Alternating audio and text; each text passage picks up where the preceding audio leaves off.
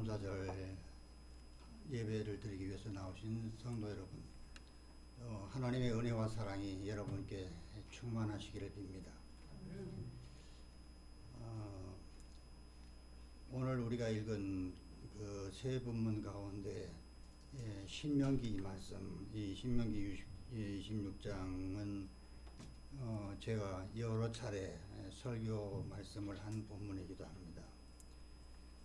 오 목사님께서도 지난 10월 달에 10월 둘째 주일인데 이 본문으로 설교를 하시기도 했습니다. 26장의 주요 내용은 하나님께서 주신 가나안 땅에 들어가서 농사를 지어가지고 거둔 첫 수확물을 바구니에 담아서 하나님께 드릴 때 행한 예식문이 담겨 있습니다. 추수감사절 제사를 드릴 때 예식문이 이제 들어가 있는 거죠. 이 예식문 안에는 자기 조상들은 유람하는 아람 사람이었다. 근데 거처가 없는 나그네들이었다는 그 이야기예요. 자기 땅도 없던 사람들이요. 이집트에 내려가서 큰 민족이 되긴 했는데 거기서 노예로 전락을 해가지고 이루 말할 수 없는 극심한 고통 가운데서 신음을 할 때 하나님께서 그 신음 소리를 들으시고 거기서 건져내셔서 젖과 꿀이 흐르는 가나안 땅으로 인도해 주셨다. 그 가나안 땅에서 농사를 지어서 지금 첫 수확물을 주님께 드리기 위해서 나왔습니다. 이 고백을 하는 거거든요. 근데 이 내용은 고대 이스라엘 백성들의 신앙 고백문입니다.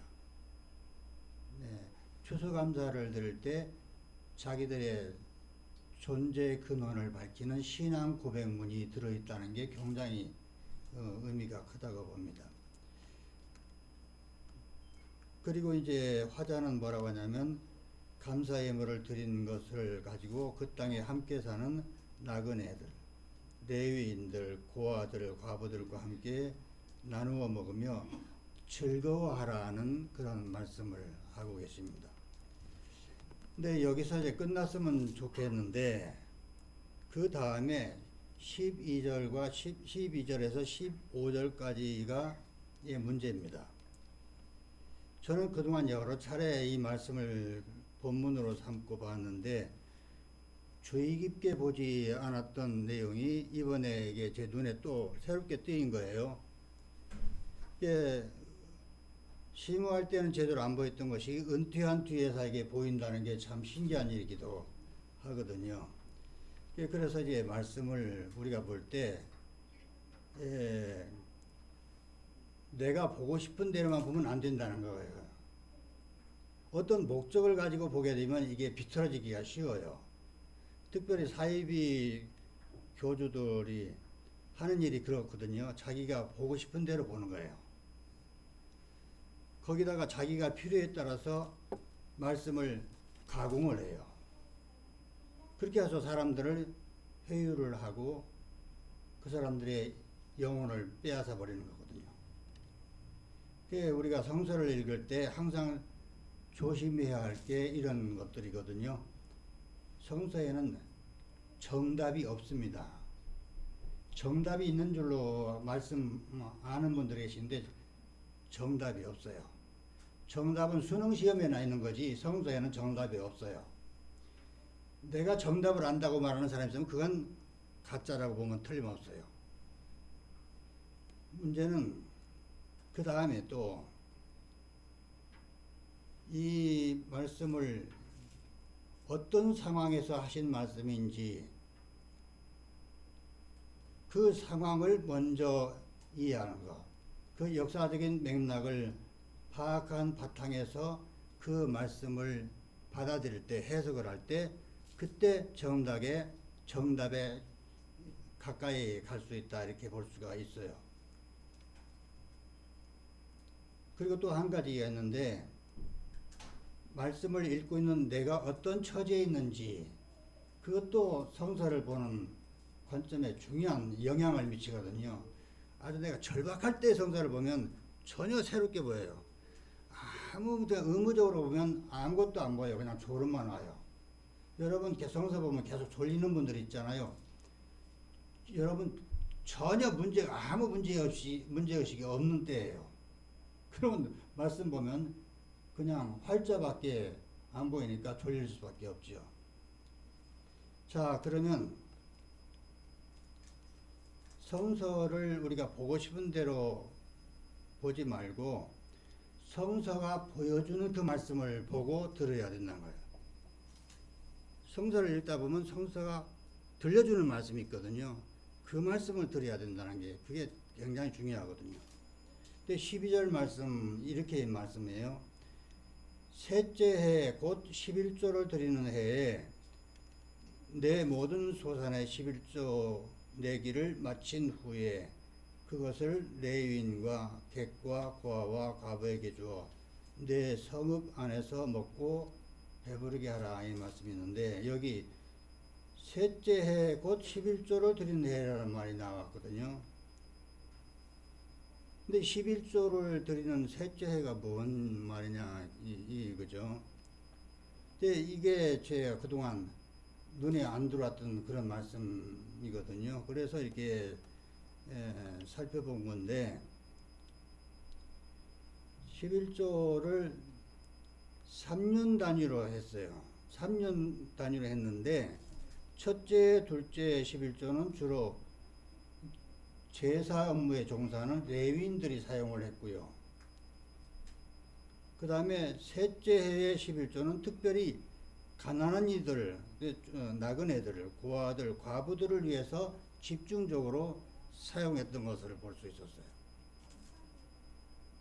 그 다음에 11조를 보관하는 이제 장소인데 이 보관해서 분배하는 방식도 이제 여기에 포함되어 있는 거예요. 첫째, 그냥 초기에는 이제 중앙성소라는 개념이 없었기 때문에 각처에 성소들이 있었거든요.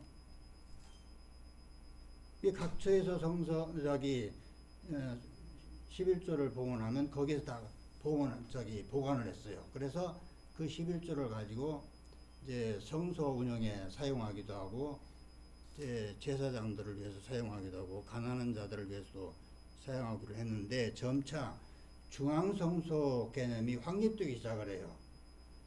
그래서 이제 중앙으로 모든 게 다 집중이 돼버리고 지방에 있는 지역의 성소들은 폐쇄시키고 나니까 무슨 일이 발생을 했냐면 각 지역의 성소에서 종사하던 제사장들, 레위인들의 생계 문제가 아주 심각하게 된 거예요. 그래서 그분들을 어떻게든지 생계를 도와야 한다 하는 생각이 있었고, 그 다음에 각 지역에 흩어져 있는 가난한 사람들을 위해서 중앙성소에서 이렇게 오늘날 같은 행정이 발달한 때가 아니니까 그들을 생활을 보조한다는 게 쉬운 일이 아니거든요.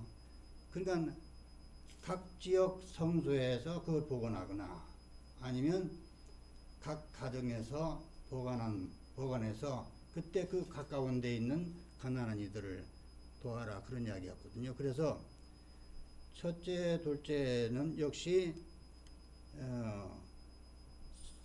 성소에 저장을 해서 그 성소를 운영을 하는데 사용을 했고, 세 번째 해에 드리는 11조는 각자 자기 집에서 저장하는 것도 있었어요. 그 지역 저장할 장소가 부족하니까 각 지역에서 이제 각 가정에서 보관을 했다가 그때 필요할 때마다 그 이웃을 돕는데 사용을 하게 했는데, 문제는 여기서 11조를 자기 집에 보관했다가 제때 써야 되는데 이제 세금 내고 싶은 사람들이 어디가 있어요. 세금 내기 옛날이나 지금이나 이게 어떻게든지 사람들은 세금 피하는 거거든요. 대한민국도 세금 피하는 방법 교묘한 게 굉장히 많아요. 이게 법을 전공한 사람들이 이게 또 전문가들이거든요.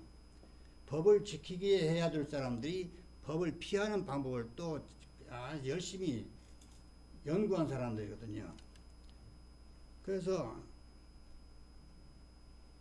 세금을 피하기 위해서 11조를 피하기 위해서 정결법을 이용을 한 거예요. 부정을 탄 것은 하나님께 드릴 수 없는 거거든요. 그러니까 이게 부정을 탔다는 거예요. 그럼 그걸 사용할 수 없는 거잖아요. 그런 식으로 이제 하다 보니까 이 심각한 재정적인 고갈이 나타난 거잖아요. 그래서 성소 당국은 이것을 막기 위해서 14절의 말씀이 나온 거예요. 11조를 드릴 때 주께서 명하신 모든 계명을 핑계대지 않고 충실히 지켰다는 자기 고백을 하도록 한 거예요. 한번 제가 읽어볼게요. 제가 애곡하는 날에 이 성물을 먹지 아니하였고 부정한 몸으로 이를 떼어두지 아니하였고 죽은 자를 위하여 이를 쓰지 아니하였고 내 하나님 여호와의 말씀을 청종하여 주께서 내게 명령하신 대로 다 행하였사오니 이 고백을 하게 한 거예요. 이게 굉장히 중요한 거거든요. 이게 전부 정결법에 해당되는 거예요. 죽은 자를 위해서 사용했다거나 죽은 자를 위해서 제물을 띄워놨던가 장례 비용으로 사용했다거나 이러면 안 내도 되는 거거든요. 이 짓을 한 거예요. 그렇게 진실했음을 고백을 하고 11조가 그렇게 진실했음을 고백하고 한 후에 백성들은 15절과 같은 복을 빌었다는 거예요. 뭐 어떻게 빌었느냐? 15절을 말씀해요. 원하건대 주의 거룩한 처소 하늘에서 보시고 주의 백성 이스라엘에게 복을 주시며 우리 조상들에게 맹세하여 우리에게 주신 젖과 꿀이 흐르는 땅에 복을 내리소서. 이렇게 복을 달라고 기원하는 거예요. 이 말씀을 구성을 보면은 백성들의 고백과 제사장들의 축복의 말씀이 결합되어 있는 것처럼 보이는데 자세히 보면은 백성들은 주께서 명하신 대로 어김없이 계명들을 다 지켰고 11조를 냈음을 확인을 한 다음 제사장은 그 다음에 젖과 꿀이 흐르는 땅에 복을 내리소서 하고 백성들을 위해서 축복을 한 거예요. 이런 걸 보면은 이게 참 성도들을 축복을 한다는 게 쉬운 일이 아니구나. 이게 무조건 막 잘 살게 막 복 받으라고 하는 이야기가 이게 좋은 게 아니구나. 이런 생각이 드는 거예요. 오늘날 이게 개혁교회에서는 뭐 무슨 제사장이 아니지만 그러나 기능적으로는 제사장 역할도 하고 있거든요. 예언자 역할도 하지만 제사장 역할도 하고 있는데 제사장 역할을 하는 이 목회자들이 성도들을 축복을 할 때 굉장히 신중하게 해야 된다는 거예요. 물론 교회에서 당신 이거 다 속인 거 없어? 그거 다 11조 전부 정확하게 계산해봐. 이런 식으로 하지는 않지만 그래도 교인들 한 사람 한 사람이 정직하게 11조를 하는 가운데서 제대로 복을 내리게 해야 된다는 거죠. 하나님께서 복을 주시기를 합니다. 그렇지 않은 사람들한테 자꾸 복 주라고 하시면 그게 뭐가 되겠어요? 도둑놈을 더 잘 살게 해달라고 하는 거나 똑같은 거거든요. 그러면서 이 11조의 이 목적을 여기서 보겠는데 우리는 추수감사절을 감사절을 잘 지켜야 된다고 하나님께 감사하는 생활을 해야 된다는 하지만 11조를 왜 했는지 그 목적이 흐릿한 경우가 있거든요. 모르고 그냥 하는 경우가 있거든요. 이 초기의 11조는 다른 거 아니에요. 가난한 사람들 생계 유지를 위해서 11조를 한 거예요. 그게 하나님께 드리는 거예요. 그러니까 제사장들은 농사 짓는 거 기업이 없잖아요. 거기다가 또 나그네들, 고아들, 과부들 이런 사람들은 생업이 제대로 생계 유지가 안 되는 사람, 가난한 사람들이니까 이 사람들을 그 공동체가 돕지 않으면 살아갈 수가 없는 거예요. 공동체가 건강하기 위해서 11조를 받아서 그걸 하나님께 드림으로써 성화시킨 거예요. 그러니까 이 11조는 사람이 내가 주는 게 아니라 하나님께서 가난한 사람들에게 베풀어 주시는 것으로 그렇게 만들어서 그 성화시킨 게 11조를 한 거예요. 가난한 사람을 위해서 드리는 게 11조예요. 이걸 망각을 하면 11조 정신도 모르고 그냥 무조건 교회에서 잘 보이기 위해서 11조를 많이 하는 사람이나 똑같이 돼버린 거거든요. 그리고 이제 그 11조 중에 일부를 이제 성서 운영에 사용을 하고, 거기서 종사하는 이제 교육자들을 위해서 사용을 하고, 그리고 중요한 대목이 바로 주변에 가난한 사람들을 위해서 이걸 널리 활용을 해서 주변에 생계 문제 때문에 굶어 죽는 사람이 없게 만들어야만이 그 공동체가 살아가는. 이게 제도가 옛날에는 재정일치 시대이기 때문에 그렇게 했지만 오늘날은 국가가 하잖아요. 세금을 받아서. 그래도 11조의 정신만큼은 살아있는 거거든요. 그래서 우리가 항상 여러분들이 11조를 할 때 그런 마음을 꼭 간직을 하고 마음속에 이걸로 그래도 교회 운영에 도움이 되고 주변에 가난한 사람들에게 조금이라도 도움이 되게 해 주십시오 하는 그런 간절한 마음이 꼭 있어야 된다. 이렇게 생각을 해요. 그게 이 정신이 신약 시대로 그대로 넘어와요. 그래서 오늘 우리가 봉독한 야고보서의 말씀 오면 가난한 이들, 그들 가운데서도 박해받는 이들을 돕는 일이 얼마나 중요한지를 말씀하고 있거든요. 내 형제들아, 만일 사람이 믿음이 있노라 하고 행함이 없으면 무슨 이익이 있으리요? 그 믿음이 능히 자기를 구원하겠느냐. 이게 이 당시 상황이 담겨 있는 말씀이거든요. 이게 로마의 박해가 극심하던 이런 때인데 이 공동체가 살아남기 위해서는 로마가 가지지 못한 어떤 힘이 있어야 됐거든요. 그게 그 힘이 어디서 나왔냐면은 박해받는 이들을 극진히 보호를 한 거예요. 초기 교회가. 그래서 그 공동체가 그 박해받는 이들을 형제 자매로 받아들였다는 거면, 사랑하는 형제 자매 여러분이란 말이 그냥 낭만적으로 하는 말이 아니거든요.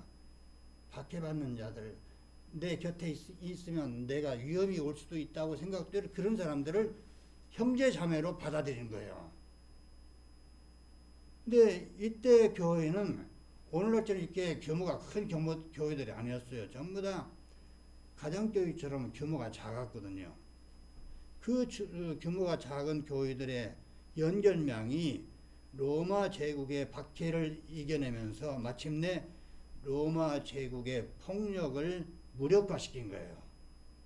이게 참 놀라운 일이거든요. 우리가 이걸 보는 게 대단히 중요한 거예요. 박해받는데도 이 작은 교회들이 살아있는 교회였다는 거죠. 살아있는 믿음이었다는 거예요. 그랬던 교회가 점점 믿음이 시들해지기 시작을 했거든요. 근데 믿음을 강조하긴 하는데 곤경에 처한 이들을 외면하는 관념적인 믿음만 발달한 거죠. 행함이 없는 믿음만 말을 한 거거든요. 그러다 보니까 자연히 믿음이 쇠퇴하기 시작을 한 거예요. 그래서 하는 말이, 이게 아주 노골적인 표현인데, 너희 중에 누구든지 그에게 이르되 평안히 가라, 덥게 하라, 배부르게 하라 하며 그 몸에 쓸 것을 주지 아니하면 무슨 유익이 있으리요? 이와 같이 행함이 없는 믿음은 그 자체가 죽은 것이라. 이렇게 얘기합니다.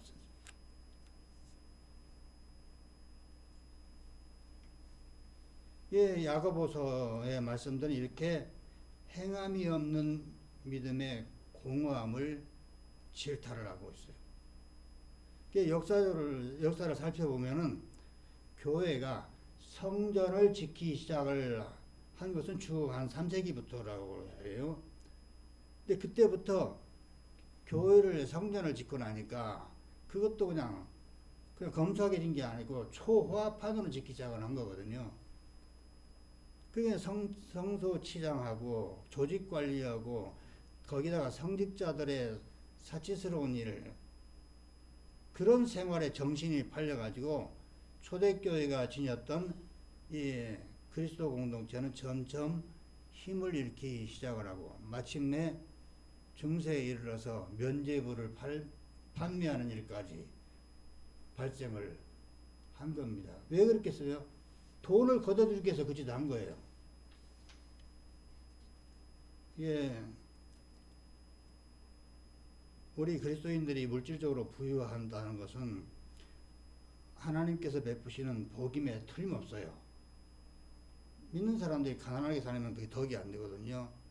넉넉하게 살고 부유하게 살고 어려운 사람들을 도울 수 있을 정도로 물질도 풍족하고 이게 물질 없이 세상은 또 운영이 안 되는 거고 가정도 운영이 안 되고 자녀 교육도 안 되는 거니까 물질이 넉넉해야 되는데 문제는 이게 물질은 풍족한데 곁에 가난한 사람을 외면하는 것은 심판의 대상이 된다는 거예요. 그 오늘 예수께서 하신 말씀이 바로 그 말씀이거든요. 부자 청년한테 걱정스럽다고 말씀하신 게 이 사람은 부자인 돈이게 물질이 많으면서도 지 목숨밖에 생각하는 게 없는 거예요. 아주 이기적인 사람이죠. 주변에 가난한 사람은 그 머릿속에 전혀 들어있지 않은 거지요. 그게 내 것을 팔아서 가난한 사람에게 베풀어라 그러니까 근심하면서 갔다는 거잖아요. 오늘날도 설교 말씀을 들으면서 근심하는 경우가 많이 있죠. 오늘 여러분 근심하는 일이 없기 바랍니다. 예, 독일의 가셀대라고 있는데 여기에 김덕영이라는 교수님이 계신데 이분이 연전에 자본주의 정신과 본질을 분석한 에리스톤 컴플렉스라는 책을 펴냈거든요. 근데 이 에리스톤이라는 것은 신의 저주를 받아서 아무리 먹어도 허기를 채우지 못해가지고 계속 먹어치우는 그리스 신화 속 인물이에요. 특히 이 가운데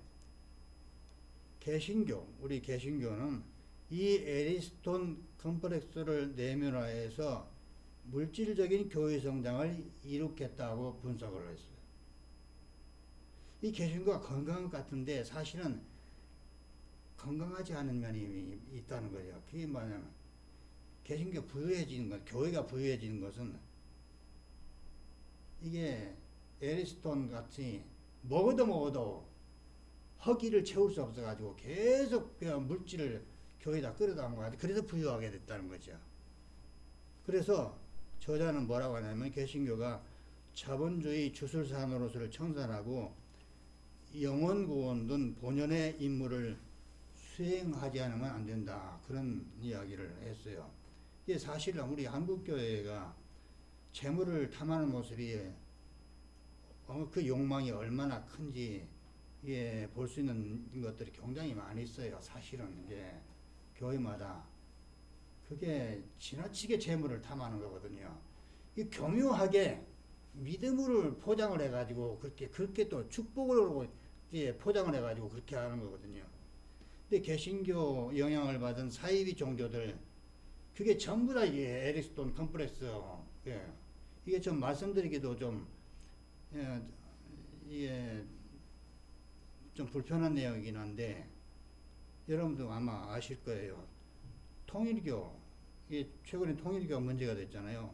이 사람들은 죄사함을 받을 수 있는 금액이 있어요. 1인당 70만원, 200만원, 400만원으로 딱 정해서 전표를 만들어가지고 그걸 다 나눠주고 400만원 한꺼번에 못 내면 처음에 7만원부터 시작하라 이렇게 시작하는 거예요. 그게 끝이 아니에요. 자녀들이 죄사함 받기 위해서는 수천만 원의 돈이 들어가요. 근데 또 그것도 아니에요. 그것만이 아니에요. 430대 조상들까지 해원시켜줘야 된다는 거예요. 조상들이 원한이 있어가지고 부천을 떠들고 있으니까 그 원한을 풀어주기 위해서는 돈이 필요한데 그게 430대까지 다 풀어줘야 되니까 수억 원이 들어가는 거예요. 그걸 겨둬드리는 거예요. 계속 강조하면서. 그것도 참 해괴한 논리가 있어요. 만물복귀론이라는 게 있더라고요. 이 세상의 모든 나라, 모든 종교, 모든 재물이 통일교로 돌아와야 세상이 완성된다는 거예요. 이 만물복귀론을 가지고 우주 평화를, 세계 평화를 말하고 있더라고요. 참 기가 막힌 일이죠. 여러분 또 예, 농담 같은데 하늘궁이 교주 허경영 씨 아시잖아요. 이 사람이 하늘궁 회원이 되는, 하늘궁이라는 게 하늘나라거든요. 하늘궁 회원이 되는 데는 기본이 100만 원이야. 그거 내야 회원이 되는 거예요. 정회원이 되는 거예요. 근데 하늘궁 가운데서 최고로 높은 궁이 있어요. 그게 백궁이에요. 백궁. 그 백궁에 들어가려면 얼마가 필요하냐? 1억이 필요한 거예요. 여러분, 하늘궁 백궁 중에서 백궁 가고 싶으면 1억 챙겨 가지고 가야 돼요. 이런 현상들을 보면 과연 헌금에 대한 근본적인 의문이 들기도 하거든요. 정말 헌금의 가치가 있기 위해서는 돈으로 구원을 살 수 있다는 생각 자체를 하지 말아야 돼요. 그게 아주 불순한 생각이에요. 이기적인 목적이거든요. 헌금에는 도덕적이고 윤리적인 그 가치가 있어야 되는 거거든요. 초기에 11조는 가난한 이들을 돕기 위해서 헌금은 11조를 한 거지, 성전 부자 되기 위해서 11조 한 게 아니에요. 오늘 우리가 봉독한 말씀은 바로 이걸 강조한 거거든요. 예수께서 마지막 날 심판 기준이 뭐냐? 가난한 자를 어떻게 대했느냐로 심판의 기준을 삼는다는 거예요. 그래서 줄인 자에게 먹을 것을 주고 목마른 자에게 마실 물을 주고 병든 이웃을 위로하고 옥에 갇힌 이를 돕는 일 등을 심판 기준이라는 거죠. 그러면서 예수께서는 지극히 작은 자를 돕는 행위를 당신을 돕는 것으로 말씀하신 거예요. 나를 영화롭게 한다고 나한테 막 물질 바치지 말아라. 나한테 물질 바친 건 주변에 가난하고 어려운 사람들 도와주고 고난당하는 사람들 돕는 게 그게 바로 나를 돕는 거야. 예수께서 그렇게 말씀하셨지. 근데 예수님께 바친다고 막 그러잖아요. 그 예수님께 바치는 게 아니에요. 그 이기심이지. 예수님은 물질을 달라고 안 하셨거든요. 여러분, 이제 결론적으로 돈으로 구원을 살 수 있다는 생각 안 하실 줄 믿습니다. 내 가족, 내 아이들, 내 자녀들의 미래의 복을 돈으로 살 수 있다는 생각 자체를 지워버리세요. 하나님께서는 돈을 받고 당신의 복과 구원을 파시는 분이 아니에요. 여러분이 하나님께 복을 빌 때는 오늘 신명기의 말씀처럼 먼저 꼭 살펴봐야 듣겠어요. 내가 정직하게 하나님께 11조를 하고 있는가? 내가 정말 기쁜 마음으로 하나님께 예물을 봉헌하고 있는가?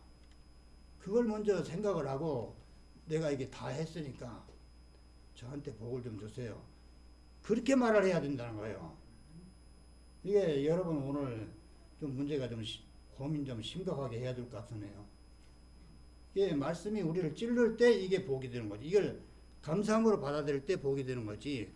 이게 거부 반응이 딱 나오면 복이 안 되는 거거든요. 그러니까 오늘의 말씀을 그냥 여러분 아멘으로 응답하실 수 있기를 바랍니다. 네. 하나님께 복을 빌 때는 반드시 그 전에 내가 할 일을 제대로 했는지를 꼭 나를 되돌아보시기를 바랍니다. 그것만으로도 여러분은 이미 복을 받으신 분들이다. 저는 이렇게 믿습니다. 같이 기도하십시다. 하나님 아버지, 오늘 우리에게 주신 말씀을 마음 깊이 새기게 하여 주시옵소서. 주님께 복을 빌기 전에, 가정의 행복을 빌기 전에, 자녀들이 잘 되기 위해서 복을 빌기 전에 내가 내 할 일을 다 했는지 먼저 생각해 볼 수 있는 그런 믿음의 깊이를 간직하게 하여 주시옵소서. 예수 그리스도 이름 받들어서 기도 올려옵나이다. 아멘.